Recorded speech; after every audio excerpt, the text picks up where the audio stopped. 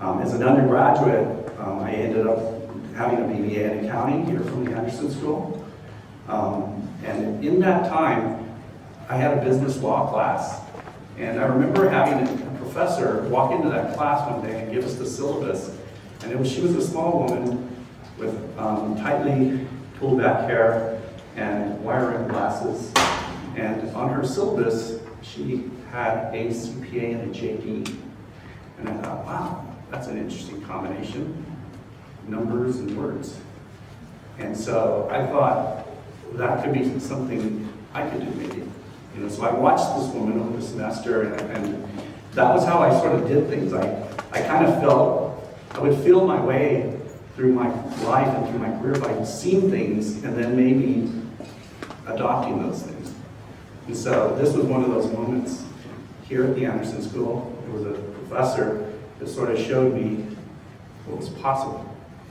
JD, CPA. So when I graduated from here, I left and moved to Dallas, went to work for Atlantic Ridgeville, Arco, and pursued my CPA certification. And I did get it. It took me a few years and it was very hard. But I did get my CPA. Then I left that job eventually and I went to law school. And in law school, also very hard, I pushed through and I got my JD. So now I had achieved a level of certification that I had seen earlier in my life. During that same 10-year stretch, I also held very important foundational positions in the business world at Atlantic Ridgeville and Deloitte & Touche, two very big corporations who invested a lot in their employees. And so I was developed from an early age how to be a good business person, at least I thought. Does anybody know, by chance, who the CEO of Atlantic Ridgeville was? Nobody. I know you know, but I'm not. You're all limits. Okay. The CEO of Atlantic Ridgeville is Robert O. Anderson. He was the CEO that ran Arco when I first went there. Your namesake on the business school. I never met Robert O. Anderson because let's just say he and I were in different elevator banks. I was a development accountant, entry level, and he was a CEO of a Fortune 500 corporation. So different people, but I was very grateful for the job. The next period of my life would be interesting because I would finally find my niche. I built this person up, I had some credentials, I had some good business experience with some big companies, but I still hadn't really found what I wanted to do for the rest of my life. And in the 1990s, which was the time I was in, there was a lot of movement in the tech sector, and I actually had a very good friend from the Anderson School who was working on the West Coast for a technology company and was encouraging me to look into the tech sector. It's really hot. It's a good sector to move into. So I started listening to that, and it just so happened when I was in Deloitte & Touche, which at the time, the position I had taken with Deloitte & Touche out of law school, I had moved to New York. One of the companies that was one of our clients was a tech company that I began to get to know the CFO. And eventually, I would move into my first tech company, Paraphonics Corporation on Long Island. Paraphonics was a voice recognition technology company and was about 1 year away from going public, so we were preparing the company for that. I was an international finance manager in this company, so my job was to help them expand their businesses into other countries. I would eventually work a lot in Europe and in Latin America and Mexico, and to some degree in Asia, particularly after we went public and we had the money to do so.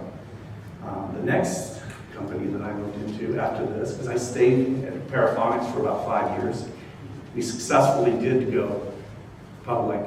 The next company I moved into, and that was sort of my theme. I was never staying around too long because the opportunities were there. You were in the 90s, and the technology opportunities were just blossoming everywhere. And because I had actually gone through a public offering now, an IPO, I could sell myself, market myself into the next job. And so I did. I moved back to Houston and took a job with a company called Ultra Energy Technologies. And what Ultra did is they actually had invented a platform that allowed trading to take place the way you understand stock trading to take place, like with Schwab or with Robinhood. We did this in Ultra with energy commodities, so gas, oil, electricity, okay? And we were the first in the market with this product, so we were actually doing quite well. A lot of hope for us. We were trying to go public. But we would make some mistakes, a couple of bad decisions, and eventually lose time, and our competition would catch up to us, pass us, and they ended up winning the prize. In time, we would actually just go out of business because we ran into the dot-com bust in 2000, and the game was over for us at Ultra. My next company that I moved into was a small, pure startup. Literally nothing was built. We had found an investor, myself, and 3 other people. R&D manager, R&D VP, CEO, sales VP, CFO. I would be the CFO. We found an investor to put forth $4 million to fund an idea that was built around open source software. Now, our idea was pretty good, but this was untested. We literally were doing market studies, competitive analysis, all the things that they teach you in business school to put a company together and understand the market that you're going into. So we did a lot of those things. We did all the things that you would be taught to do, but our timing just wasn't right. We had too many things that were new. We were open source software. That was kind of new. You see companies today like Red Hat and Linux. Those are open source software companies. But our product wasn't so lucky. Also, we were this was the early 2000s, we were trying to convince people to save their data on our servers, which was a very odd thing in that time. We actually, in that time, people used to put their data in a little box underneath your desk. You didn't put them in the cloud the way you do today, okay? So then we started introducing this concept of file server storage. It was too new, and people didn't receive it well. And then I would say, lastly, that the idea was we were shifting the model of how we would sell software in this business at this time. In that time, again, back in 2000, 2001, there was what is called a license fee model. This is how you purchase software. So you put large sums of money forward to buy this license to use this software.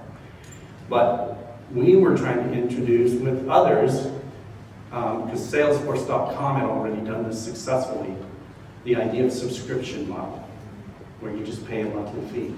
Okay, that was new too. So too many new things, I think, were part of our reason for not ever really getting this company off the ground. We did spend the $4 million, but we never made a market sale. So that was unfortunate, and I was looking for a job again. The next one would come rather quickly. It was a company called RadMark Technologies, and in this company, I was, again, the CFO, and its job was selling software in the database environment. So it was a utility software that helped make sure that databases ran fast, ran smooth, ran efficiently. They would sell their products, we would sell our products, and others would sell their products to companies like Sybase, Oracle, IBM, and Microsoft, to those database manufacturers. We were the software product that would go with that.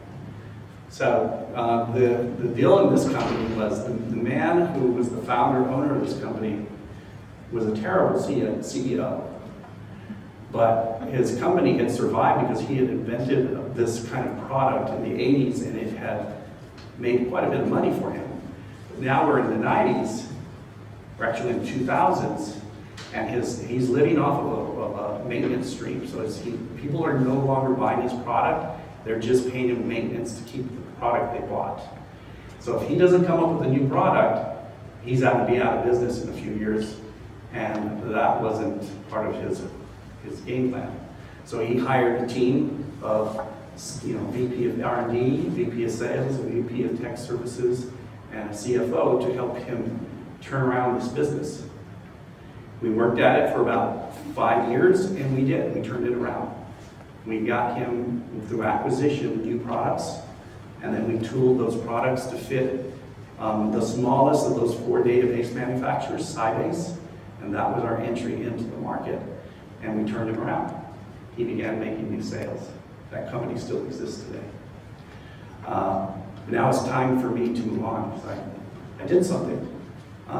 In these 4 ventures in the technology sector, 2 of them were really helpful. They had equity payouts for me, and 2 of them were not. In 2 cases, I lost my job, so I had to look for another job. But that's just the way it goes, That was the way of the world. I was pretty tired at this point, though, and it was time to take a turn. And so we had a small young family, my wife and I, and we felt living in a big city and raising kids there was going to be difficult, given that we were both professional employees. The time issue would be challenging. So I liked the idea of moving to a smaller town, and I was in a position, or we were in a position financially, to kind of make that choice. We could choose where we wanted to live. Of course, I liked Albuquerque, and my wife was kind enough to agree to that. And so we started honing in on Albuquerque, and at the same time, there was a company from Albuquerque that was calling me and pursuing me about a job. But it was going to be a different thing for me. I was going to get a chance to come home, move out of the tech sector, yes. But it would be quite a departure from what I'd been doing, because it's going to move me into nonprofit. And I didn't know much about that at the time. But I did know that I knew how to build companies. At least I thought I did. And I also liked the idea of challenging myself in moving out of the role of CFO and become maybe a CEO, which is what they were offering. But the other part of this that was most compelling was the fact that this company that was offering me a job was the former Trisco land grant companies. They were selling their land and they were trying to reinvent themselves, and I was an heir to the Trisco land grant. So this was kind of a personal opportunity for me to pursue, helping this company continue on with this 400-year journey in this community by reinventing the organization. Okay, so it was an interesting opportunity, but the fact of the matter is I was the CEO of no one and nothing. It had to be built. And I remember my first few days, or first few months actually, working in this company. My office was a Starbucks in Houston, Texas, where I would take my laptop and my cell phone every day and start the foundational parts of building a company. Legal formation, payroll administration, websites, all those simple things that you do when you begin. And one of these companies needed a nonprofit status, so we had to pursue a not-for-profit status with the IRS as well. So my beginnings were humble as a CEO. I moved, eventually, a couple months later, I would move back to Albuquerque, and my family would follow me a few months later after that, and we all began our life here in Albuquerque, New Mexico. That was 2007. So the next 16 years, we worked quite hard building the Trisco companies. We started out with really just a couple of shells of companies and some assets. And today, 16 years later, through acquisition, turnaround, and build up, we've now built 7 entities that make up a social enterprise that we call the Trisco companies. Now, a lot of these companies are all nonprofit with the exception of one. They do good deeds, which is helping me feel better about myself these days after spending so much time in the cutthroat world of technology. We do good deeds for a living. The Rio Grande Educational Collaborative is an academic-based before and after school service in this state. We have built our GEC from 6 sites to over 60 sites today. It's the largest child care service provider in the state of New Mexico today. It operates in Albuquerque, Moriarty, East Mountains, Los Lunas, Belen, Socorro, Rio Rancho, all around us. And it's quite a good, big organization. But we also run Mariachi Spectacular, which is also, in my opinion, an educational business. It's a music education business, and it has conferences and concerts. It is the premier conference and concert series of its type in our country. And mariachi music, we don't know this, is actually quite on the rise. High schools and middle schools around our country are adopting mariachi into their fine arts departments. The way you and I remember band, that's now mariachi as well. So the growth of this music industry is taking place, and we happen to be running one of the most premier conference and concert series of this type. It has been in this community for 30 years. It was an acquisition. We also run Fathers Building Futures. Fathers Building Futures is, in my opinion, an educational company. It takes formerly incarcerated individuals, helps them rehabilitate and stabilize their lives, and then it helps them gain a job so they can remain out of prison. So we provide a form of reentry education. And then another that we just recently acquired is traditional Spanish market out of Santa Fe. You might be familiar with this. Spanish market is a market in Santa Fe that has existed for nearly 100 years. It was on the ropes financially, needed a home, and we thought this was a perfect fit for our organization, what we do, and we brought it in. That happened just less than a year ago. So another example of how we try to incubate or bring in companies and then turn them around and help them find their footing. We've done that a number of times in the Trisco companies. We have 7 companies, as I said, and today we think what we have built in this organization is what we call a sustainable philanthropy model. We don't do it through donations or grants. We run all these nonprofits the way you would run a for-profit, through revenue, through earned revenue. So we have an earned revenue model. We compete in the marketplace in all these companies against other people, other organizations. Sometimes they're for-profits, sometimes they're non-profit. But in any case, we try to perform well so that on the merits we can remain in the market, because ultimately that is more stable for us as a nonprofit operator. It provides a much more stable setting to grow and just to conduct business from week to week, month to month. But it also gives us a chance to give our customers and our clients high quality services, because if we're not good with our service offering, we don't stick around, we're out of business. Okay, so this is a better situation that has worked for us. It isn't that we set out to be this way. When I started this company, I didn't know any other way. This is what I needed. So I just went down this path, and it worked out. I'm not the first person to have invented the earned revenue model in the nonprofit sector, but it's pretty uncommon in New Mexico. If you consolidate all the 7 companies and their revenues today, we're a multi-million-dollar organization that generally makes about 8 to 10% profit off of its revenues and employs over 220 people. So we've become rather big. Okay. Today, I'm happy to say that I am the CEO of something. I'm no longer the only employee. We have a lot of company employees, and we have a lot of businesses and a lot of good deeds that we get to do on a daily basis. So I'm going to pause right there for a second and see if anybody has any questions. Any questions?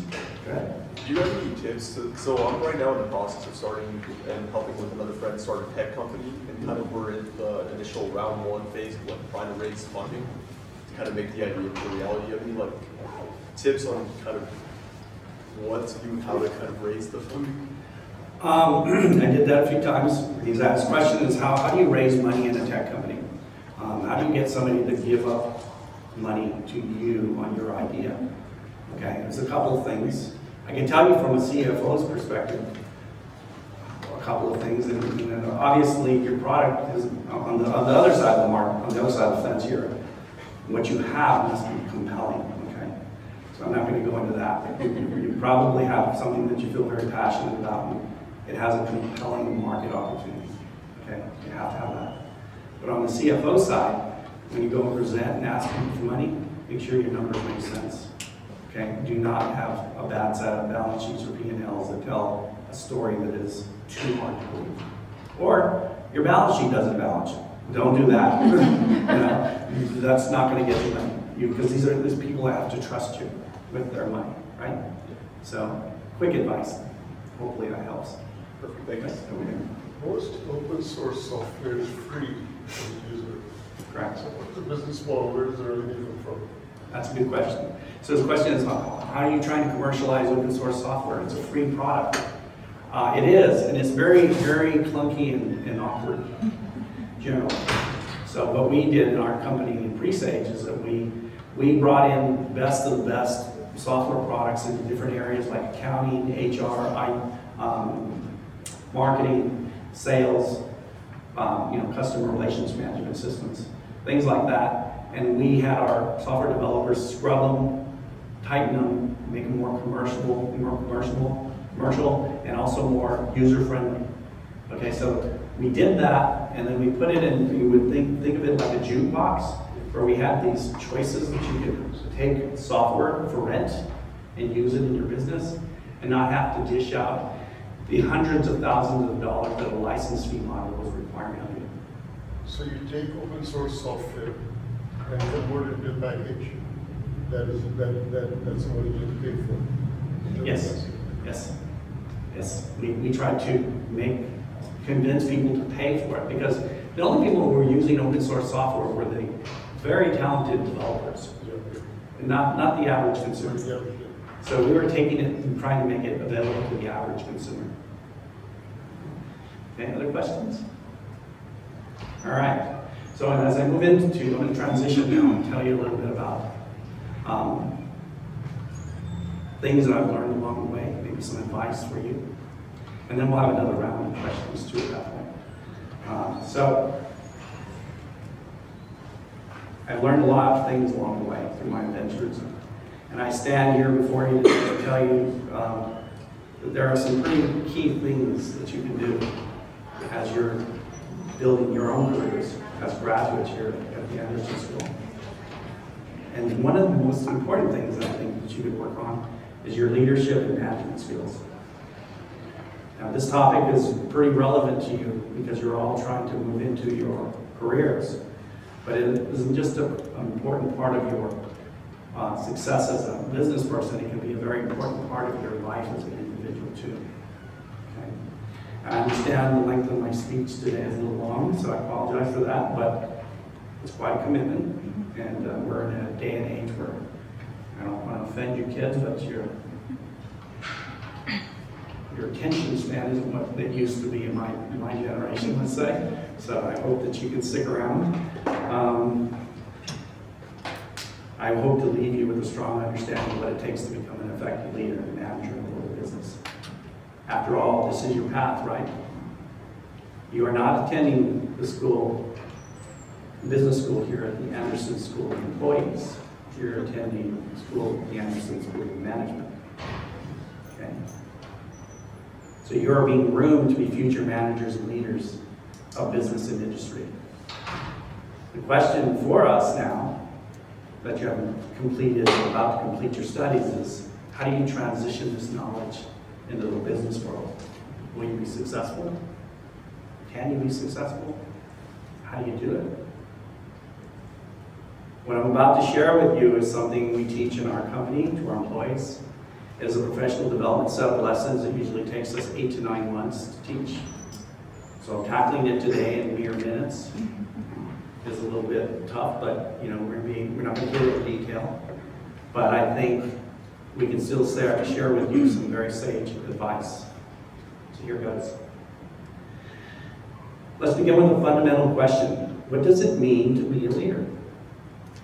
Leadership isn't about a title or a position. It's about influence. about vision. It's about the ability to inspire and guide others towards a common goal. Whether you plan to run your own business or manage a team or maybe even one day run a nonprofit company, principles of leadership and management will serve you well. And let me be clear, being a great leader and an exceptional manager are skills that you can absolutely learn. You do not have to be born with this. Okay? And leaders can come in all shapes and sizes. We don't all have to look like Barack Obama or Sheryl Sandberg. Okay? How extraordinary you become, though, in this phase of your life will depend on how committed you are to learning the traits, disciplines, and characteristics that embody a truly exceptional leader. So I'm going to share some of those with you. Leadership starts with leading by example. It's about setting the standard within yourself for integrity, work ethic, and dedication. Now, it does not hurt to speak of which you believe in. Do it. People will follow what you say. But your strongest point of persuasion is through your own actions. People will more readily follow you if you model what should be done. So be the kind of leader that you want to follow. And you can begin now.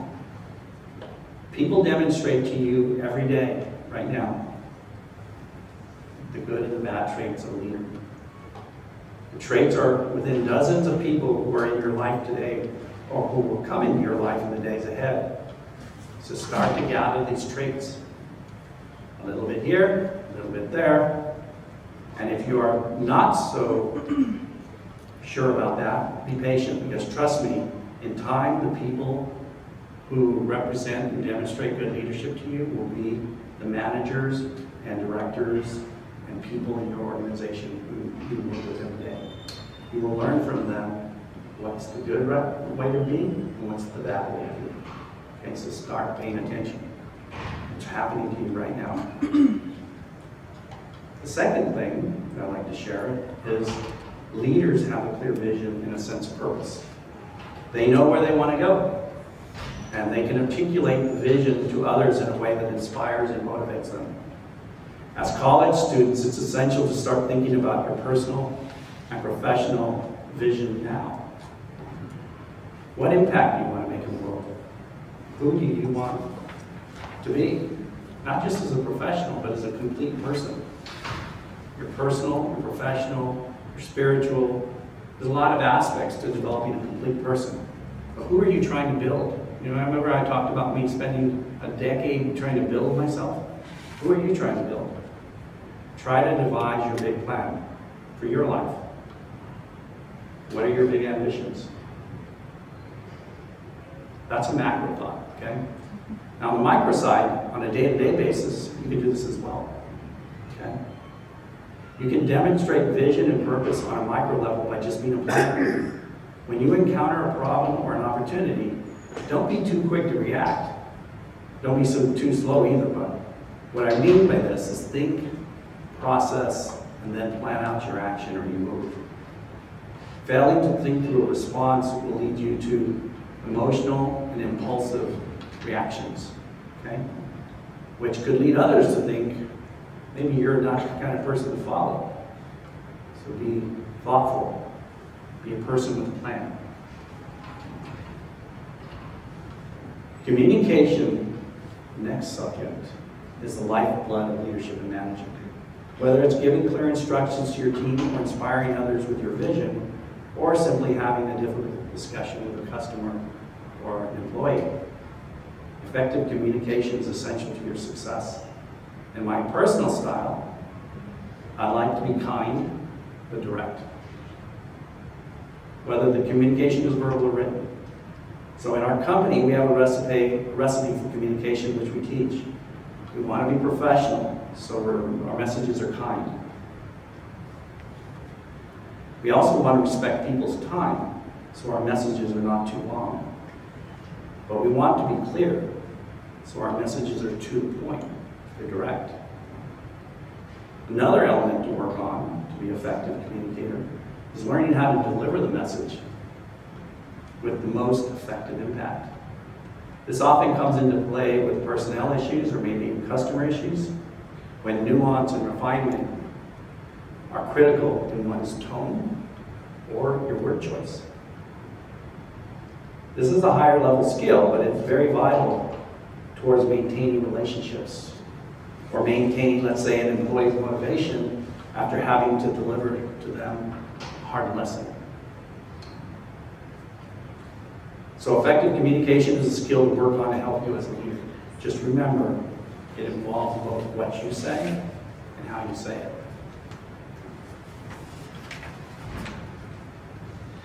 So no one accomplishes great things alone. I certainly did not. The ability to build and lead a team is a hallmark of effective leadership. So surround yourself with talented people. Delegate responsibilities. Empower your members to excel. Understand the people you lead are more like chess pieces than they are like checker pieces. Okay? Each is distinct and unique. Each has different strengths and weaknesses. Each have different learning styles. Respect and accept these differences in people.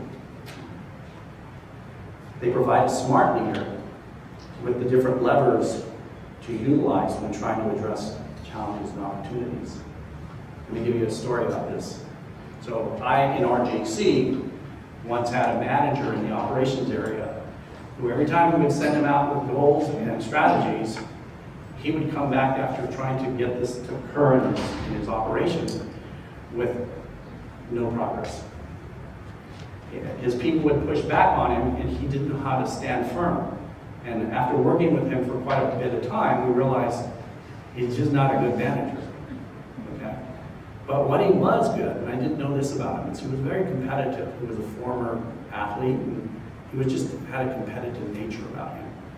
So what I did is I moved him into a position in a sales area where he was recruiting principals and schools into our RGC program, and I put him on commission. And that inspired him. He actually flourished in that role. And our company grew because he brought in a lot of schools. That's one of the ways we went from 6 to 60. Okay? But what I didn't do was dismiss the fact that he was a manager and just give up on him. I found a place for him. And it made sense for us and it made sense for him and it all worked out better. And I did that because I understood him. I understood what motivated him. Okay? So when you're building teams, you have to think of it as an art form. But it's very essential to your leadership ability. So understand your people well, and you will understand how to better teach, motivate, and utilize each member of your team. That is how a leader gets greater productivity and outcome out of their group. Okay? So the next thing I want to talk to you about is emotional intelligence. Emotional intelligence, in my opinion, is equally, if not more important than intellectual or technical expertise. That's right. You heard what I said. And the reason why is because I think understanding human and group behavior is so important to learning how to lead and navigate through organizational structures or customers or employee issues, a variety of things. Knowing well how to use your emotional intelligence will give a person a significant advantage and the ability to navigate complex interpersonal relationships. Used for good, emotional intelligence is a differentiator among individuals operating and competing within an organization. Whether one is a lower level employee or a higher ranking leader, one's emotional intelligence will allow that person to perform maturely, more compassionately, and as well, it will heighten one's integrity. So understanding and managing your own emotions and those of others is a crucial skill for leaders and managers. And understanding emotional intelligence, empathy, self-awareness, self-regulation, motivation, and social skills, if you can work on these elements of emotional intelligence, it will make you a better leader. So learn it, practice it, master it. Okay? It's very critical to your success. Now, you may be fortunate enough to work in a company that has its own value system. If so, You will be given a great guideline and blueprint of what behavior and objectives one should demonstrate within that company. Take this value system to heart. Maybe even develop your own personal value system so that no matter where you go, where you work, you have a blueprint for performance and behavior. And you're influenced by this, and it pushes you towards higher ideals, greater integrity. And integrity is also influenced, of course, by your own ethics. That's part of values too. Both values and ethics will lead to greater levels of integrity in your leadership, and it also will help people see you as a more honest and trustworthy individual. In our company, we have a value system we call BOOST. The B stands for bold, the first O is ownership, the second O is one team, S is for customer service, service excellence, and T is for trust. I suspect that most companies that have a value system probably have trust in it, because trust is the currency of leadership. It's essential to build trust as a leader. It will help your employees follow your lead. But the question becomes for you, how do you do that? How do you build trust? Sounds easy, sounds like obvious, but how do you do that? We do it in a couple of different ways. I'll give you a couple of different ways to do it, a couple of examples. One common way is that whatever you say you're going to do, do it. You have to make sure your words and your actions are synchronized, okay? If they're not, then you're unreliable. You're not trustworthy, okay? Make sure your word is good. Another way to develop trust is do the right thing or make the right decision even when it's difficult and unpopular. And this is very hard to do, but it's important to do. This allows for the action and decision to stand up under scrutiny, and when you're a leader, you're going to find your actions are often scrutinized, okay? And your decisions are often scrutinized. But if you do this the right way, you make the decision for the right reasons, it'll make it much easier to stand up to the scrutiny, and people will notice your ability to make tough decisions. These behaviors build trust, and they will help people follow you. Now, most of you have begun building business experience. How many people have jobs already maybe in the business world? Okay, quite half of you at least. Okay, so all of you have also been dedicating yourself to your studies too. So you're learning. So if you do this right, both of these conditions will remain mainstays in your life. Two important characteristics: build experience and become a lifelong learner. Okay? Let's discuss each. Your journey towards greater levels of business experience has already begun in your career and with the choice of jobs that you have taken or will take. And as you journey through this business experience, I want to suggest this to you. Make bold choices. Take chances even when the steps seem out of your comfort zone.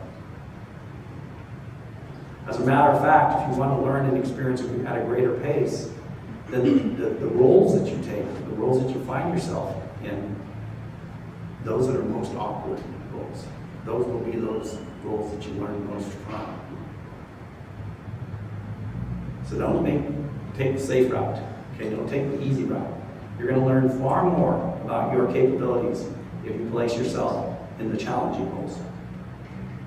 They will require more of you to conquer them, but I encourage you not to shy away from them. Don't play it safe. Embrace the awkwardness of this uncertainty. It will teach you lessons, develop your character, and build your confidence in a manner you will be most happy with. Let me give you an example of this. I mentioned that my first tech company, Paraphonics Corporation, I was an international finance manager.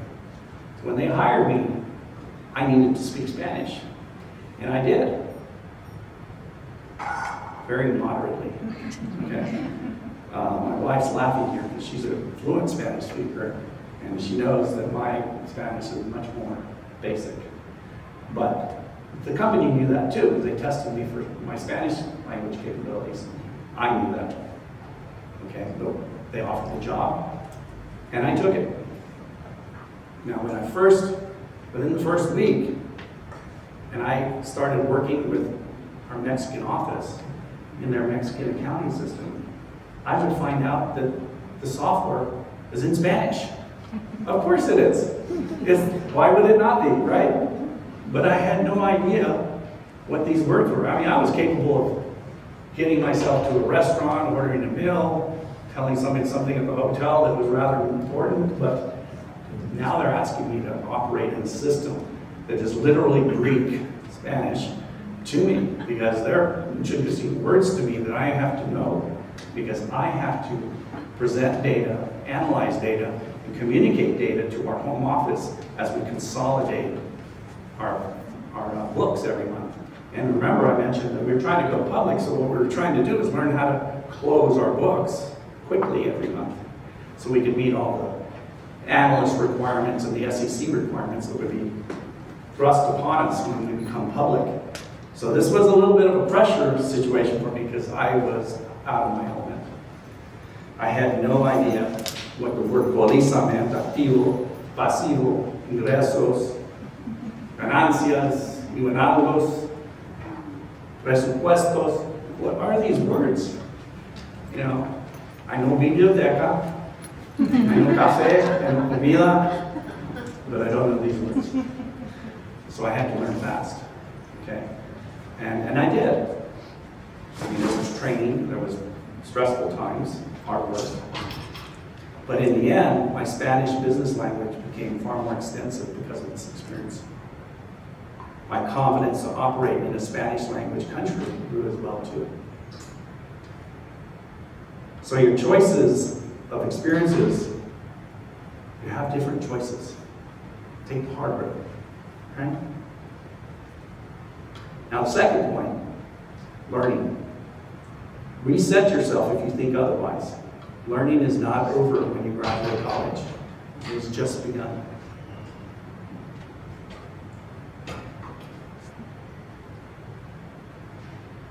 Commit to being a lifelong learner. Never think for a second that you know enough. There's always more to learn, even at my age. I'm still open-minded about this because I'm a lifelong learner. If you needed some incentive, keep in mind, you're going into business. And in the business world, it's constantly evolving. Just when you think you understand your business, new factors are going to emerge. New laws are going to be enacted. New products are going to be developed. And new competition will present itself. So successful leaders and managers, they're committed to being lifelong learners.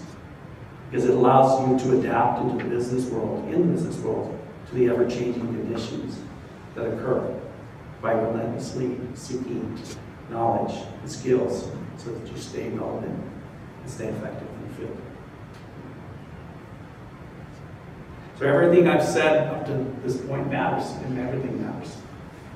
All that I've said in these 7 previous points are very valid. But I want to share with you one of the things that I think is most important for a leader. And that is the ability to make consistently solid, well thought out decisions. You need to do this for your organization, and you need to do this for yourself. As a CEO, your decisions can be the difference between your success and failure. It's really that simple. When I reflect on building a Trisco, or even some of the previous ventures in the tech world, I can visualize key moments where a few decisions that we made determined our company's success, and even at times our demise as an organization. The decisions we made were just the wrong decisions. They can be fateful decisions, but not everything, of course, is going to have that kind of weight, right? But decisions do matter, okay? A set of smaller decisions can add up as well. Making a few bad decisions in a row, particularly when you're in a startup business with limited money, you can run out of cash, okay? Done well, though, or done poorly, the impacts will be felt. So as leaders in your organization, you will be faced with tough decisions daily. It's essential that you develop this decision-making capability. Why? Because it will impact your company, it will impact your career. Okay? So, what are a few examples of this? Effective decisions, how do they help you? If you make an effective decision, it can save you time or propel your work projects forward, thereby increasing your employee productivity. Or, if you make impactful decisions, they can minimize damage or conversely optimize opportunity. Consistent and solid decision making will establish trust also with your employees. Okay? They'll gain trust that you know what you're doing. And then keen decisions, particularly with employees and customers, can reduce conflict. Okay? So that's why you do it. So you might say, yes, of course, decisions make good decisions. I get it. But how does a person make good decisions? At Atrisco, we actually teach you how to make good decisions. In our company, it's a process. And what we do is we gather facts, okay? We teach people to gather facts. And then we don't make a decision. We think, because we're going to allow certain things to come into the process of decision making. The first thing, obviously, take advantage of your business experience. Secondly, the values and the ethics, allow those to come in. You would be surprised at how often they influence the direction of the decision. Thirdly, your emotional intelligence. I see this so often in my business and in the past. People get mad at something they see or read, an email, and they want to make a decision very quick because they're very emotional. Don't do that. Be calm, think of emotional intelligence, make calm decisions, thoughtful decisions without emotion. And then lastly, we have leadership principles, and there's a whole host of them. Just to give you one quick one, there's a very important leadership principle that Peter Drucker, and I suspect you all know who Peter Drucker is at this point. He goes by, and that is a question that he asks people to ask whenever making a very important decision. And the question is this good for the company? And you'd be surprised how often that comes up. I've had people walk into my office where you need to hire people who are in a hurry. They want to hire their cousin. Is that good for the company? Or they want to short circuit or shortchange the hiring process, which we have quite an extensive hiring process for a reason. Is that good for the company? No. So leadership principles need to be considered too. So what we do in our organization, take on the facts, know the facts, always get all the sides of the story, then allow influences in. Okay? Think about this processes with these influences, then make a decision. Sometimes it requires you making a decision a day or two later too. I've done that a lot. I'll read an email and it might make me mad at 4 o'clock, and I say, I'm not talking about that tonight. I'm going to leave it, I'll flag it, come back to it in the morning, because I would make a bad decision. I was too emotional. So it's okay to take your time with decisions. But good decision making will simply improve your performance as a leader, okay? And it will take your company to greater heights. Remember that not making a decision is in itself a decision, okay? It's important to be decisive, okay? And procrastinate. The trick, get the facts straight, allow for good influences to enter the process, and then pull the trigger. Make a decision. Good decision. So as I wrap this thing up right now, let me suggest this to you students out here, particularly, as you continue your college journey and prepare for your future careers. I encourage you to reflect on the points that I made today. Consider your commitment to embody these traits. Commit yourself to being an exceptional leader and manager. And remember that true leadership is not about how many followers you have. It's about how many lives you touch. It's about how you inspire others to be the best versions of themselves. And maybe it's even about what good you're able to do in the world. Okay? Thank you for your attention.